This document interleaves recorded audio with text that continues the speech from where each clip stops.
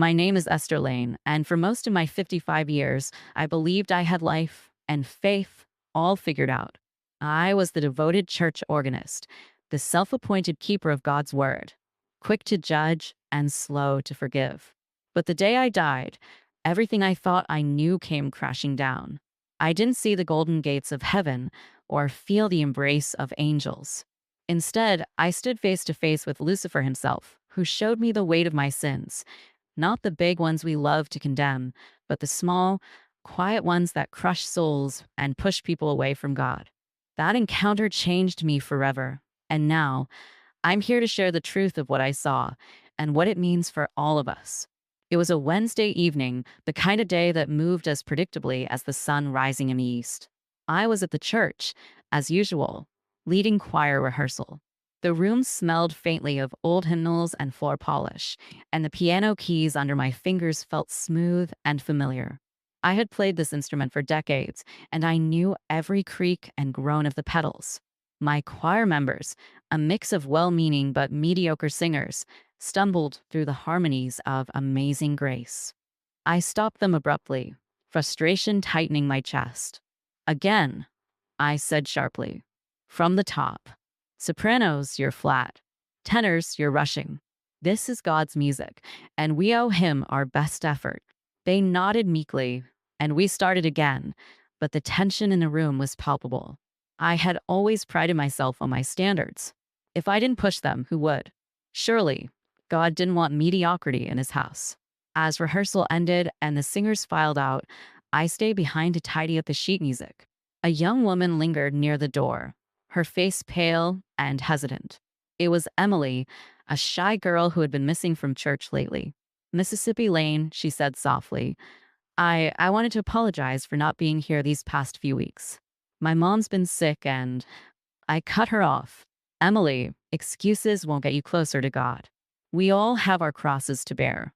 If you truly loved him, you'd make time for worship no matter what. Her face fell, and she mumbled an apology before hurrying out the door. I sighed, satisfied that I had delivered a necessary rebuke. What was faith without discipline? That night, I sat alone in my living room, the piano my only company. Playing hymns had always calmed me, but tonight my chest felt heavy, like something was pressing down on me. I chalked it up to stress. Rehearsals, family obligations, the endless demands of ministry. It was a lot for one person. I closed my eyes, letting the familiar notes of "It Is Well With My Soul" wash over me. Then the pain struck. It was sharp and sudden, radiating from my chest to my left arm. I gasped, clutching at my heart as the sheet music slid to the floor. My breath came in shallow bursts, and the room tilted. I tried to stand, but my legs buckled beneath me. I heard my husband's voice distantly, panicked, calling for help. The last thing I saw was the ceiling fan spinning lazily above me, its blades slicing through the warm light of the room. When I opened my eyes again, everything was wrong. I wasn't in my living room anymore. I was standing in the church, but it wasn't my church. Not really. The walls were warped and twisted, the pews splintered and broken. The stained glass windows were dark, their images of saints and angels distorted into grotesque forms. A cold, suffocating air hung heavy around me, and the silence was deafening. "Hello." My voice trembled as it echoed through the space. "Is anyone here?" A low chuckle answered me, a sound that sent chills racing down my spine. Slowly, a figure emerged from the shadows near the altar. At first glance, he looked human, tall, elegant, and draped in dark, flowing garments. His face was striking, almost beautiful, but there was something unnervingly cold about his eyes. They burned like embers, sharp and calculating. "Welcome, Esther," he said, his voice smooth as silk. "I've been expecting you. Who are you?" I demanded, though my voice shook. He tilted his head, a sly smile playing on his lips. "You already know the answer to that." My stomach turned as realization dawned. "Lucifer." Uh, you're quicker than most," he said, stepping closer. And here I thought I'd have to explain myself. I stumbled back, my heart pounding. "This isn't real. I'm dreaming." Call it what you like, he replied with a shrug. But this is as real as it gets, my dear. Welcome to your eternal audit. My what? He gestured around us, and the church transformed in an instant. The walls melted away, replaced by a vast, shadowy expanse. I was standing in what looked like a courtroom, though it was unlike any courtroom I had ever seen. The judge's bench loomed high above, carved from blackened stone and glowing faintly with an ominous red light. Rows of empty seats stretched into the darkness, their occupants unseen but murmuring faintly, like restless spirits. This, Lucifer said, spreading his arms theatrically, is where we examine your life. Every thought, every action, every word. And we decide if you were as righteous as you claim to be. I don't belong here, I said, my voice rising in panic. I've devoted my life to God. I've lived by his word. Lucifer chuckled, his smile widening. Oh, Esther, you may have lived by his word, but have you lived by his love? That's the question, isn't it? I shook my head, backing away. No, this is a mistake.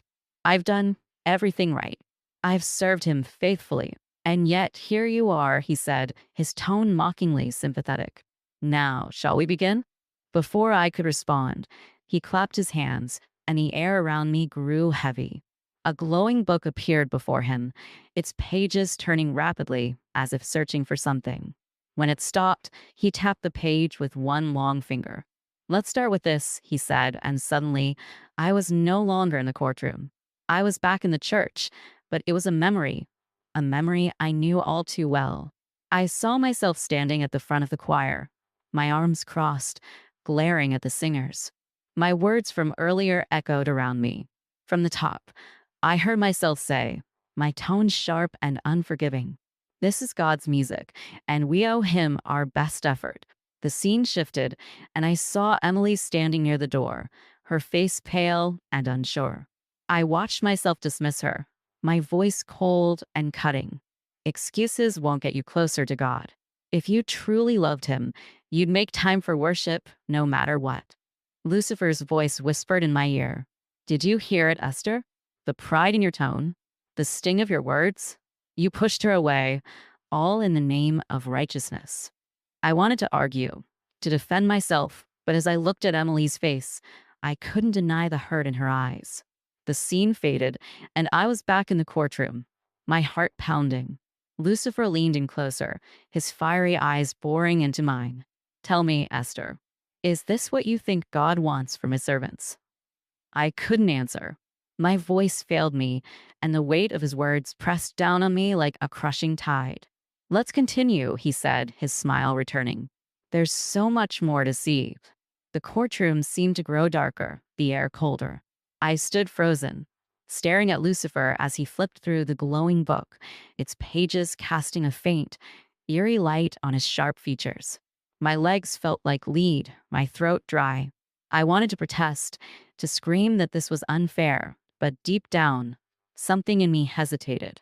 There was a truth here that I didn't want to face, a part of myself I had never questioned until now. Esther, you're quiet, Lucifer said, his voice smooth, almost amused. That's rare for someone so used to telling others how to live. Shall we keep going? Or do you need a moment to adjust to the fact that your righteousness isn't as spotless as you thought? I wanted to lash out, but what could I say? He wasn't wrong.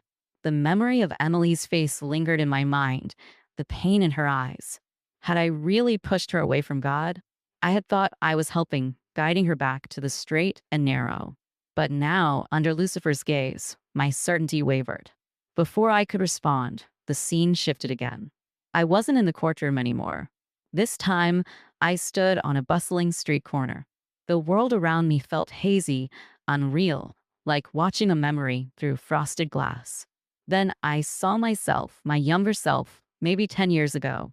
I was walking briskly, a look of determined purpose on my face. I recognized this moment instantly. I had been on my way to a church committee meeting, a bag of baked goods in one hand and my Bible in the other. It was a cold day, and I remembered how proud I'd felt about the speech I was planning to give on increasing community outreach. But as I hurried past, I spotted a man sitting on the curb, huddled in a tattered coat. His face was gaunt, his eyes sunken, and he held a cardboard sign that read, "Hungry. Please help." In the memory, I paused briefly, glancing down at him. I could almost hear my thoughts at that moment. Why doesn't he just get a job? I shifted my bag to my other hand and kept walking, avoiding his gaze. Lucifer's voice broke through the memory, sharp and biting.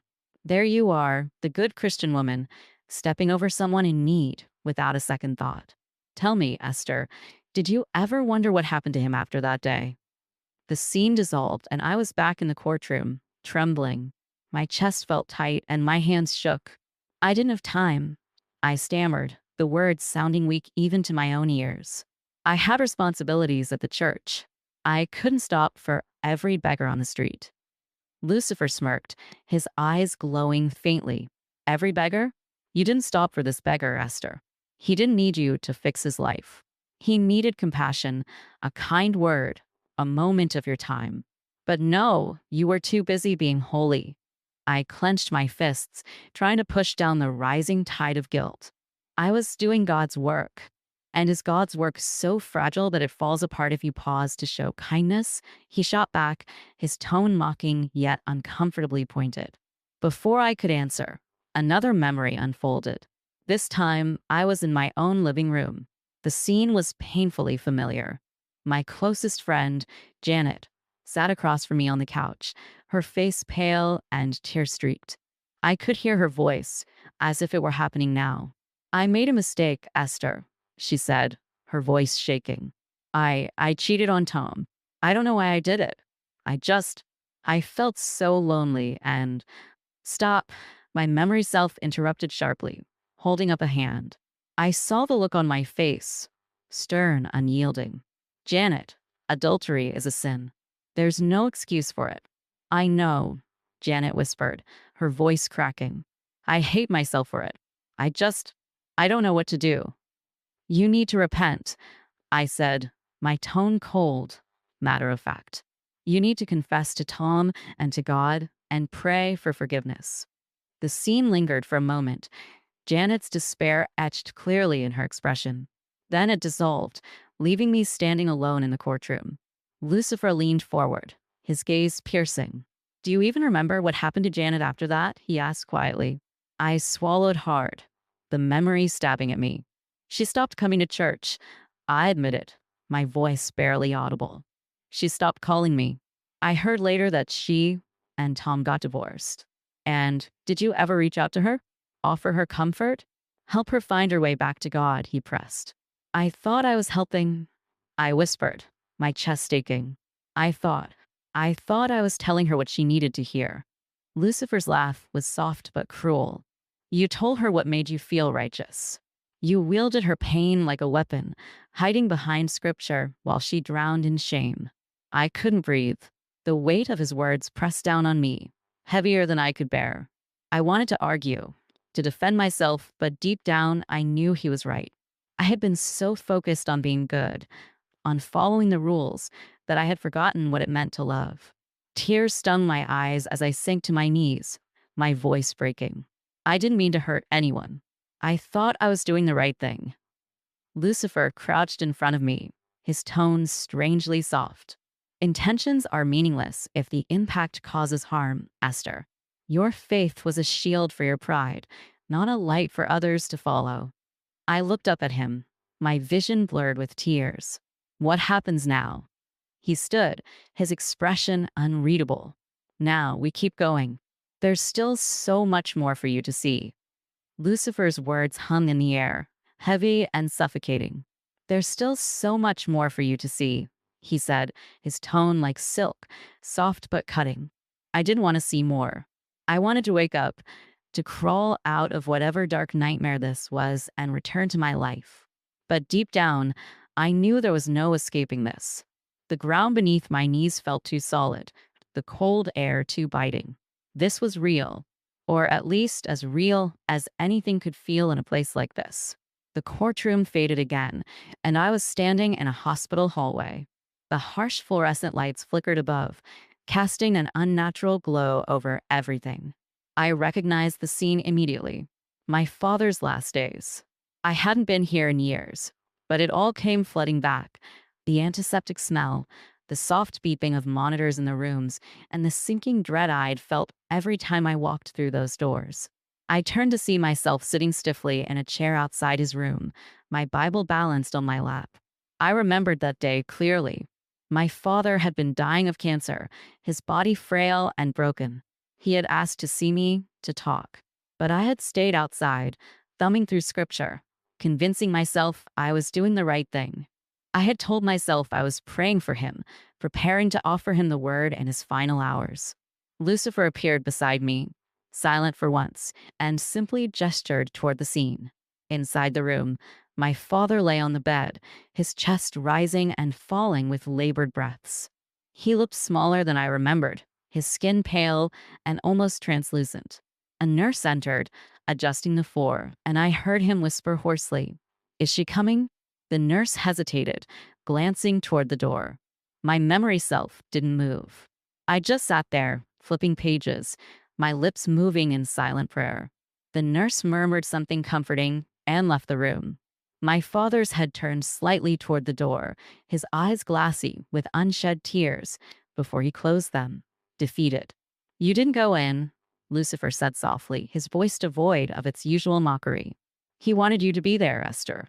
Not as a preacher, not as a righteous daughter, just as his child." I thought, my voice broke, and I swallowed hard. I thought he needed me to help him find peace with God. I thought my prayers were enough. Lucifer's gaze was unrelenting. "And yet, you let him die alone. You were too busy being holy to simply be human." The hallway dissolved, and I was back in the courtroom, shaking. I couldn't stop the tears now, streaming down my face in hot, stinging rivers. "I didn't know," I whispered. "I didn't know what to do." "You knew," Lucifer said sharply. "You just chose what felt easier. You hid behind your faith because you were too afraid to face the messy, complicated truth of love. Love isn't tidy, Esther. It doesn't fit neatly into your rules and your scriptures. It demands vulnerability, sacrifice. You gave him neither." I felt like I was drowning, the weight of his words pulling me under. "I tried," I choked out. "I tried to be good, to do what God wanted." "And what does God want, Esther?" he asked, his tone colder now. "Is it perfection? Obedience? Or is it compassion? Mercy? Understanding? You tell me." I couldn't answer. My mind was a whirlpool of guilt and confusion, spinning faster and faster. Before I could catch my breath, the scene shifted again. I was in a small house now, unfamiliar but heartbreakingly sad. The wallpaper was peeling, and the air smelled of mildew and despair. A woman sat at a kitchen table, her shoulders slumped. Her face was gaunt, her eyes hollow. I recognized her instantly, Janet, my old friend, the same one I had turned away when she came to me in her darkest moment. She was holding a bottle of pills in one hand, staring at it as though it held all the answers and all the pain in the world. Her other hand clutched a crumpled tissue, damp with tears. "Stop," I whispered, my voice cracking. "Please stop." Lucifer ignored me, his eyes fixed on the scene. "This is where she ended up after you turned her away. She didn't need judgment, Esther. She needed someone to remind her that she was still worthy of love. She came to you for grace, and you gave her condemnation." "She didn't," I faltered, my voice barely audible. "She didn't do it, did she?" The answer was in his silence. The scene faded, leaving me in darkness. My knees gave out, and I sank to the ground, sobbing. "I didn't know," I wailed. "I didn't know she was that far gone." "Of course you didn't," Lucifer said, his tone softening, almost pitying. "Because you didn't care to see. You were too busy protecting your own sense of righteousness to notice the pain around you." I buried my face in my hands, my body trembling. "What do you want from me?" I whispered. "It's not about what I want," he said, crouching down beside me. "It's about what you've chosen, over and over again. Your choices brought you here, Esther. Your choices hurt the people you claim to love. And now you have to face the consequences. I looked up at him, my vision blurred with tears. What consequences? He stood, towering over me, his eyes glowing faintly. You'll see, he said, his voice like a promise and a threat. There's still one more stop to make. The darkness around me shifted, the air growing heavier, thicker. I braced myself for whatever was coming next, knowing it would be worse than anything I'd seen so far. And yet, somewhere deep in the pit of my soul, a tiny spark of hope flickered. Maybe, just maybe, I could still find redemption. But I would have to survive what came next. The air grew impossibly heavy, wrapping around me like a shroud. The flickering glow of the courtroom faded, replaced by a churning darkness that seemed alive, pulsing with malevolence. I couldn't see the ground beneath me, yet I stood, trembling, unable to move. It felt as though I was suspended in a void, weightless but burdened by a gravity that pulled at my soul. You're wondering what's next? Lucifer's voice echoed around me, disembodied, but still carrying that infuriatingly calm tone. We've seen your neglect. We've seen your judgment. Now, we'll see if there's anything left in you worth redeeming. My voice faltered. My throat felt dry, raw, as if every word had been scraped out of me. I never thought I was perfect. I tried to live by the word. You tried, his voice interrupted sharply, slicing through my weak protest like a blade. But do you even understand what it means to follow the word you cling to so tightly? Do you know what God truly asks of you? Before I could respond, a deafening roar of wind tore through the darkness, and the void split open. I gasped as I was thrown forward, landing hard on a surface that felt jagged and hot beneath my hands. My surroundings materialized slowly, a vast, hellish landscape of endless red skies and scorched earth. Rivers of molten fire cut through the ground, and the air smelled of ash and despair. Then I heard them, the cries. Thousands, maybe millions of voices, wailing in agony, rising and falling like a horrible symphony. The sound wrapped around me, sinking into my skin. It wasn't just noise. It was sorrow, hopelessness, pain. The kind of pain that eats away at you from the inside, leaving nothing behind. I looked up and saw them, scattered across the wasteland. Shadows of people, souls, wandering aimlessly, their forms barely human. They clawed at the air, at the ground, at themselves, as if trying to escape something unseen. My stomach twisted violently, and I forced myself to look away. Lucifer appeared beside me, his calm demeanor a stark contrast to the chaos around us. Do you know where you are, Esther? Hell, I whispered, my voice barely audible. He nodded, smiling faintly. Not the hell of fire and brimstone you imagined, is it? No, this is something much worse. This is the place where people are consumed by the weight of their own choices, their regrets, their sins. I turned to face him, my knees trembling. Why are you showing me this? What am I supposed to do? He gestured toward the tortured souls. This is where your road ends, unless you can prove you're capable of something greater. But words won't save you, Esther. Prayers won't save you. Action will. Redemption isn't given, it's earned. I don't understand, I said, my voice breaking. What do you want me to do? He raised a hand, and the ground in front of me cracked open, revealing a deep chasm filled with shadows that writhed and twisted like living things. From the depths, a figure began to emerge, slowly taking shape. As it rose, my heart stopped. It was the young man I had seen in my memory, the one I had dismissed on the street. His form was gaunt and hollow, his eyes filled with an unending sorrow that pierced through me. He looked up at me, his expression a mix of desperation and accusation. This is one of the souls you abandoned, Lucifer said, his tone almost clinical. He doesn't belong here, not entirely. His fate could have been different if someone had reached out, if someone had shown him kindness. But no one did, least of all you. The young man stepped closer, his movements slow and deliberate, as though the weight of his own existence was too much to bear. I felt my chest tighten as he stopped in front of me, his empty gaze boring into mine. "Why didn't you help me?" he whispered, his voice raspy and raw. "You saw me. You saw me starving, desperate. You had the power to help, but you walked away." Tears streamed down my face as I tried to speak, but the words caught in my throat. I had no excuse, no justification that could make this right. I was wrong. I choked out finally.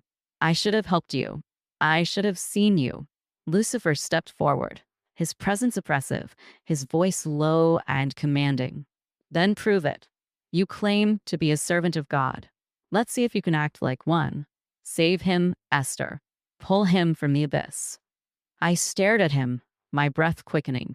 "How? What am I supposed to do?" He gestured toward the chasm. "Go in. Find him in the depths. Fight for his soul. If you truly believe in redemption, then show me." The young man began to sink back into the shadows, his form fading as the ground around him crumbled. Without thinking, I lunged forward, grabbing his arm. The moment my hand touched him, a searing pain shot through me, as though I had been struck by lightning. But I didn't let go. I couldn't.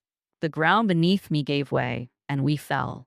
The descent was a whirlwind of fire and darkness, the screams of the damned echoing all around me. The young man's weight dragged at me, but I held on with every ounce of strength I had. My body burned. My lungs felt like they would burst, but still, I clung to him. Finally, we landed with a jarring thud in a deeper part of the abyss. The air here was colder, heavier, and the shadows were alive, writhing and whispering. The young man slumped to the ground, his form flickering like a dying flame.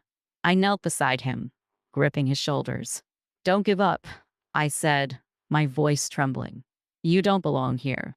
You can be free." He looked at me, his hollow eyes filling with a glimmer of something I couldn't quite place. "Why would you save me? After everything?" "Because I was wrong," I said firmly, tears streaming down my face. "Because you deserve a second chance. Because I see you now, and I won't let you go." A light began to glow faintly around us, warm and soft. It grew brighter, pushing back the shadows, silencing the whispers. The young man's form became clearer, his face less hollow, his eyes less haunted. Lucifer's voice echoed from above, calm and cold. "Impressive, Esther. But this is only the beginning. Let's see how far you're willing to go." The light around us flickered, and the abyss began to shift again, pulling us deeper into its depths. I tightened my grip on the young man, bracing myself for whatever came next.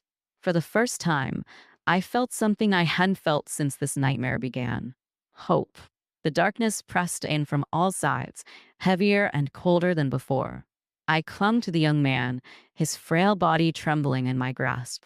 The faint light that had surrounded us moments ago was gone, swallowed by the shadows.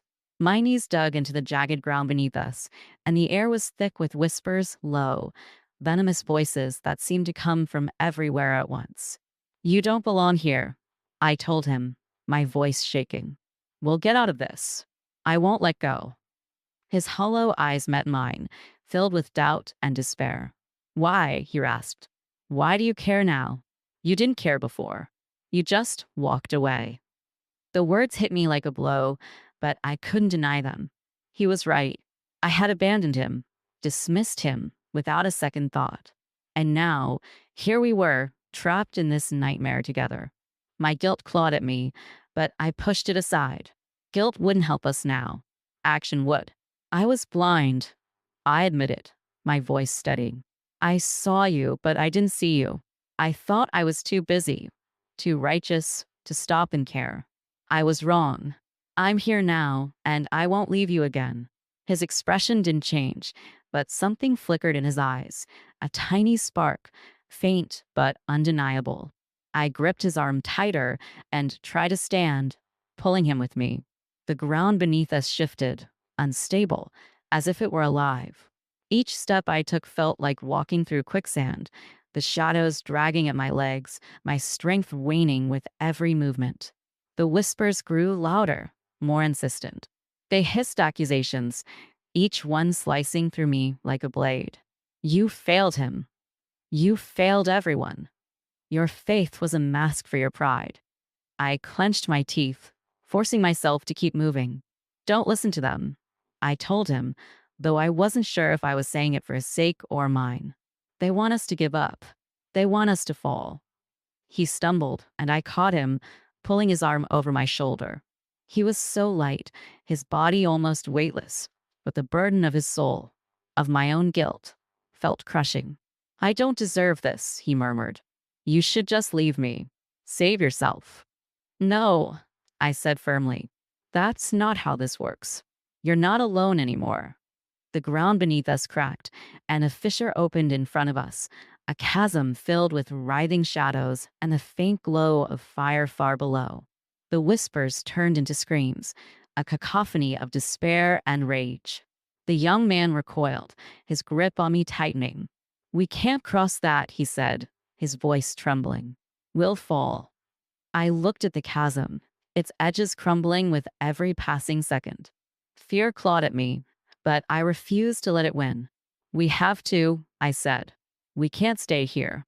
Trust me. His laugh was bitter, almost a sob. Why would I trust you? You've already failed me once. The words stung, but I didn't let go. Because I'm not the same person I was then, I said, my voice resolute. Because I see you now, and I won't let you go. I stepped forward, testing the edge of the chasm. The ground felt unstable, but it held. I glanced back at him. Stay close to me, one step at a time. He hesitated, his fear written plainly across his face. But then, slowly, he nodded. Together, we stepped onto the narrow path that stretched across the chasm, the abyss yawning below us. The screams rose to a deafening pitch, and the shadows reached for us, clawing at our legs and arms. I fought to keep moving, every step a battle.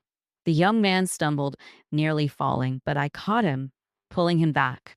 My arms burned, my legs trembled, but I didn't stop. I couldn't. The whispers and screams grew louder, almost drowning out my own thoughts.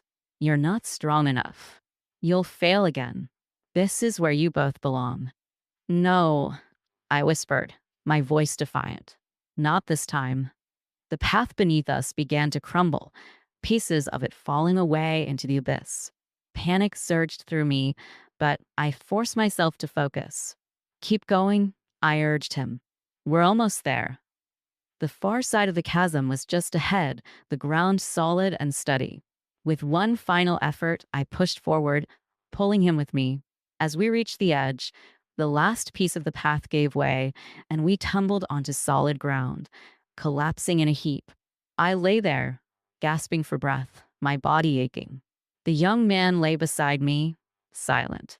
For a moment, the whispers faded, and the air grew still. I turned to him, my voice hoarse. We made it. He didn't respond, his eyes fixed on the ground. Why did you do it? He asked finally, his voice barely audible. Why would you risk everything for me? I sat up, my chest heaving. Because I was wrong, I said. Because I failed you before, and I couldn't live with myself if I failed you again. You're worth saving. He looked at me, his hollow eyes softening. The spark I'd seen earlier grew brighter, like a flame rekindling. I don't know if I believe that, he said, his voice trembling. Then let me believe it for you, I said, reaching out to take his hand. We'll find our way out of this. Together. The ground beneath us rumbled, and the shadows began to recede. A faint light appeared in the distance, growing stronger with every passing moment. It wasn't warm or comforting, but it was a start. I stood, pulling him to his feet. Lucifer's voice echoed from the shadows, calm and cold. Impressive, he said. But this is far from over. Let's see how much further you're willing to go. The light ahead flickered, beckoning us forward. I took a deep breath, my resolve hardening. Come on, I said to the young man. We're not done yet. Together, we stepped toward the light, the path ahead uncertain but undeniable. The light ahead grew stronger with every step, but it wasn't warm or welcoming like I'd imagined light from heaven would be. It was harsh, cold, and unyielding, illuminating every crack and flaw in the jagged terrain we crossed. The young man walked beside me now, his step steadier, though his shoulders still sagged under an invisible weight. I could feel the same burden pressing down on me, but I refused to falter. There was something waiting for us ahead, something we couldn't turn away from, no matter how much we might want to. As we walked, the whispers began again, though they were quieter this time, almost contemplative. They weren't the same accusatory voices as before. These were softer, mournful, like distant echoes of regret. Do you think we'll ever be free? The young man asked suddenly, his voice barely above a whisper. I glanced at him, startled by the question. His eyes were fixed on the path ahead, but I could see the fear in them, the uncertainty that still clung to him like a shadow. I didn't know how to answer him because I wasn't sure myself. What did freedom even look like in a place like this? Was it something we could earn, or was it something we had to be granted? I don't know, I admitted finally. But we have to keep going. We have to try. He nodded, though he didn't seem convinced. The light ahead flickered, growing brighter, and I felt a strange pull in my chest, as if something was dragging me toward it. My steps quickened, and the young man followed, his breathing uneven but determined. The terrain began to change as we neared the light. The jagged rocks smoothed out, replaced by a flat, gray expanse that stretched endlessly in every direction. The whispers faded completely, leaving only the sound of our footsteps echoing in the emptiness. The light ahead was blinding now, and I had to shield my eyes as we approached it. Then, without warning, the ground beneath us vanished. I cried out as we fell, the air rushing past us in a deafening roar. The young man grabbed my arm, his grip tight and desperate. I tried to hold on to him, but the force of the fall was too much. My fingers slipped, and he was torn away from me, his scream echoing through the void. No, I screamed, reaching for him, but he was gone, swallowed by the darkness. The fall ended as abruptly as it had begun, and I landed hard on a cold, unforgiving surface. Pain shot through my body, but I forced myself to my feet, my heart pounding. I was alone now, the silence oppressive and absolute. The light was gone, and the void around me felt infinite. Where is he? I demanded, my voice trembling with anger and fear. What have you done to him? Lucifer's voice echoed around me, calm and infuriatingly smug. He's where he's always been, Esther, lost in his own despair. The question is, what are you willing to do to find him? I clenched my fists, my nails digging into my palms. I'll do whatever it takes. Will you now? He asked, his tone almost playful. Even if it means facing the truth about yourself. The ground beneath me shifted, and I found myself standing in a familiar place, my living room. The piano was there, the worn rug, the pictures on the walls, all exactly as I remembered. But something was off. The room felt colder, emptier, as if it were just a hollow shell of the home I had once known. Then I saw her, my younger self, sitting at the piano, her fingers gliding over the keys. She looked so composed, so certain, her face a mask of quiet confidence. But as I watched her, I realized something I hadn't noticed before. There was no joy in her expression, no light in her eyes. She played out of obligation, not passion. Do you see her? Lucifer's voice whispered in my ear. Do you see the woman you were? I wanted to look away, but I couldn't. The scene shifted, and I saw myself at the church, lecturing the choir with the same stern expression, my voice sharp and unyielding. Then at the hospital, sitting outside my father's room, my Bible clutched tightly in my hands as he lay dying alone. And then at Janet's house, my words cutting into her like knives as she pleaded for understanding. Each scene was a mirror, reflecting back all the ways I had failed, all the pain I had caused. It was unbearable, but I couldn't turn away. I had to face it. I see her, I said finally, my voice barely above a whisper. I see who I was. And Lucifer prompted, his tone almost gentle. What will you do with what you've seen? Tears streamed down my face as I stepped forward, My gaze locked on the images of my past self. I'll change, I said, my voice trembling. I'll be better. I'll make things right. The scenes dissolved, and I was back in the void, the cold air biting at my skin. The young man was there, lying on the ground, his body frail and broken. I ran to him, dropping to my knees beside him. I'm here, I said, my hands gripping his shoulders. I won't leave you. Not again. He opened his eyes, and for the first time, I saw something in them I hadn't seen before. Hope. It was faint, but it was there, a tiny flicker in the darkness. Do you mean it? He asked, his voice barely audible. Will you really stay? Yes, I said firmly. I'll stay as long as it takes. The light returned, not harsh and cold this time, but warm and inviting. It enveloped us, lifting us gently from the ground. The void around us began to fade, replaced by something brighter, something better. Lucifer's voice echoed one last time, soft and distant. You've earned your redemption, Esther. But remember, it was never about saving yourself. It was about saving others.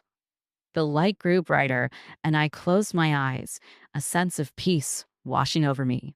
When I opened them again, I was back in the hospital, my family surrounding me, their faces filled with relief and joy. I took a deep breath. The weight on my chest finally lifted. I was alive.